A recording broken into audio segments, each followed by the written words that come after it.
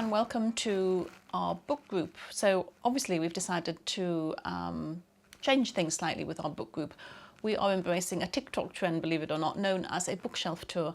And over the next 3 newsletters, both myself, Duncan and Justine are going to be just talking about the books that we have at home rather than the books that we've recently read. So this is my book corner. This is where I do a lot of my reading. And although it's called a bookshelf tour, most of my novels reading anyway, is done on my Kindle. So we're going to start with a Kindle tour rather than an actual bookshelf tour. So what I've done here, I've just put a few of my favourite authors on. This obviously isn't a Kindle, this is my iPad, but for demonstration purposes it's better. So I've just finished reading this book by Liane Moriarty, and I think I've spoken to a few people about it. It actually didn't live up to all the hype. It started off quite promisingly, got a bit flat in the middle. It was a bit the ending wasn't what I was expecting. It's okay, but wouldn't highly recommend that one. This is one I've got lined up next. This is The Nightingale by Kristin Hannah. Now, I think in the last book group or the one before, I talked about a book called The Women, also written by Kristin Hannah, and I'd not read her before. But this one keeps popping up in everybody's top 10 books, so I'm going to go with this one next time. It's about the occupation, a couple of sisters in the occupation of France, 1940, so that's next on my list.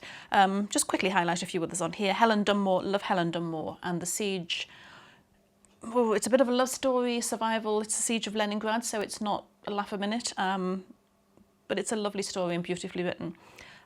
Favourite book of all time, one of them anyway, The Heart's Invisible Furies by John Boyne. Really sweeping book. Starts off with a sort of fetus in the womb, actually, who narrates the book and is born, has a terrible life, and it goes right the way from him being born, right the way to his death. And it's just an amazing book. Love John Boyne, writes wonderful stories. What else is on here? Robert Harris, love Robert Harris. Conclave, about the election of a new pope. They just made a new film of that, so I'm looking forward to seeing that. No bookshelf of mine is complete without a bit of David Sedaris, always good for a laugh. Language is appalling, so maybe not for everybody, but and I think we've covered him in a book group as well. Kate Atkinson, love. Rob Rinder, he's just started writing books. This is the second one, I think, in a series. I think the first one's called The Trial, set in Chambers, world he knows well, sort of detective-y, whodunity type things, really. And Graham Norton I've just read. I've never read Graham Norton before, but this one is his latest one called Frankie, and again, lovely sort of story about a lady from sort of post-war in Ireland up to 1960s New York and then up to the present day. Lovely story, great character, Frankie. So that's it really. So these are all the books I have on Kindle, so lots of them, but these are just a few of my favourites. So from ebooks to actual books. So the actual books I have over ebooks are probably mostly non-fiction, I would think. Most of my novels are on my Kindle. Most of the books I have in hardback are... I'm a big fan of diaries, really, and essays and that sort of thing, things I can just open at any page and just read. So this is a new one, which I have actually started, but just dip in and out of occasionally. It's Nigel Slater, who I love. It's called 1,000 Feasts, and it's small moments of joy, and he calls it a memoir of sorts. So it's what you would expect from Nigel Slater, so lots of essays on food and travel, food and travel combined, and it's just a joy to read. So yeah, 1,000 Feasts, Nigel Slater. This one is called A Year of Women's Diaries. It goes, so there's entry for every single day of the year, and every day has maybe 3 or 4 entries from notable women's diaries from the last 4 centuries. So really interesting, and again, just open any page and have a read. So that's that. Okay, controversial. Boris Johnson, Unleashed. I'm really enjoying this. I mentioned it in the waiting room recently, and there was a gentleman in there that was quite horrified I was reading it. But actually, I'm really enjoying it. And as you would imagine from Boris Johnson, it's very well written. It's very entertaining. It's quite funny in parts. Not sure his relationship with the truth, the whole truth and nothing but the truth is what it should be. But it's great. I'm loving it. So controversial or not, I would recommend that. This next one is by Craig Brown, and it is biography of our late Queen.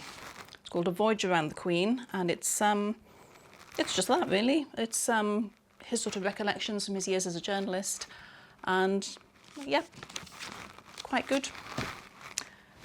This is my next novel. Unusually for me, I've got a novel in hardback.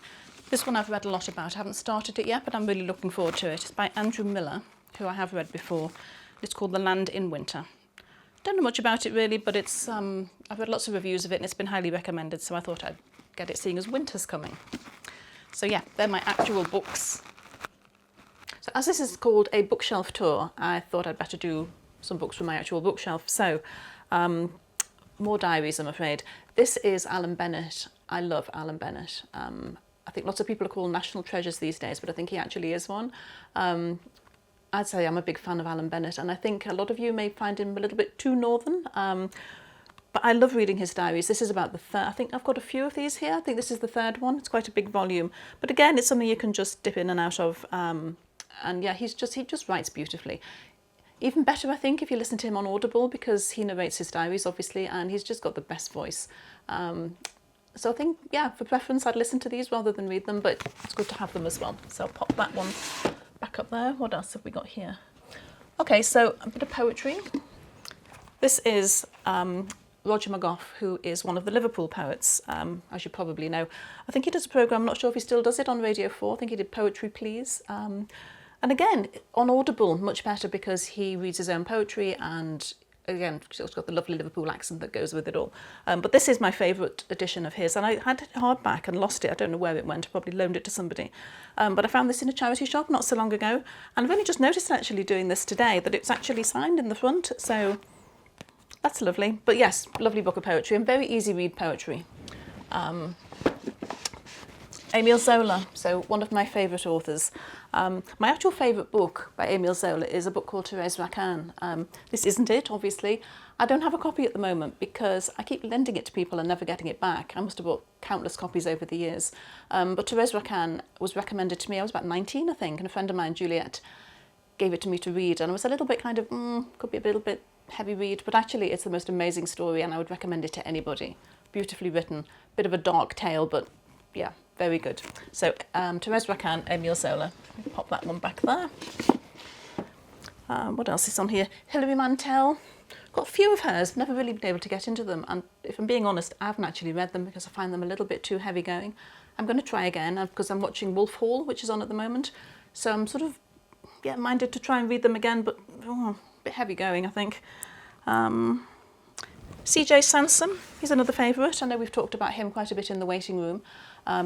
These are a series of detective, I suppose, novels set in the Tudor times.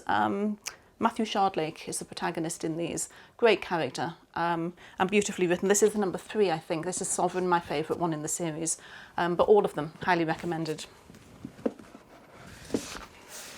So finally, this is a book I've just bought by Rupert Everett. As you can see, it's called The American No, and it's a collection of short stories, so fiction, from Rupert Everett. I'm not sure he's written fiction before. I've read some of his autobiographies, which are very entertaining, a little bit outrageous, as you would expect. But I'm really looking forward to this. I love a short story, and I love Rupert Everett, so I've got high hopes for this one. So yeah, The American No by Rupert Everett. Okay, so there you have it, a quick whistle-stop tour of my bookshelves. Bit of an eclectic mix, but there may be something there that you may be interested in reading, I hope so.